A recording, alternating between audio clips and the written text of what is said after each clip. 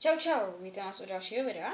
Omlouvám se, že nevyšel díl, kde si to měl rozdat tento s tímto, ale tyto dva už proti sobě bojovali, takže byste věděli, takže už všichni víte, jak by to dopadlo. Tenhle by vyhrál asi o 30 sekund než tenhle.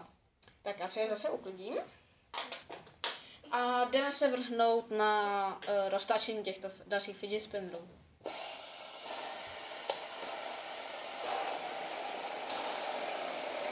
Tak, zase bude střih, to už nemusím ani říkat.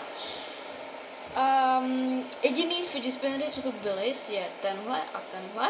A tyhle tři, tenhle a tenhle, věnoval do soutěže Kuba, který ho už určitě znáte, z citronového challenge. A v nejbližší době by měl být další challenge s Kubou. Tohoto už si obrindám. Jo, a já se omlouvám, já jsem zase nespustil stopky, takže bohužel nebudete vědět, jak dlouho se nejrychlejší točil, ale omlouvám se. Asi dáme střih. Tak, jsem zpátky po střihu. Už se dotočívají a vypadá to, že vyhraje tento. To jsem vůbec nečekal, protože ten se hrozně blbě roztáčí. Jo, tady něco vrže. Tento už si odendám. Tak, tento už si taky odendám. Teďka to bude těsný, říkám vám lidi, to bude těsný. Pardon, že opakuju, ale to bude hodně těsný. Ale tento vyhraje. To vyhraje. No samozřejmě. Jo, to vyhraje. Tak, tohoto už si odendám.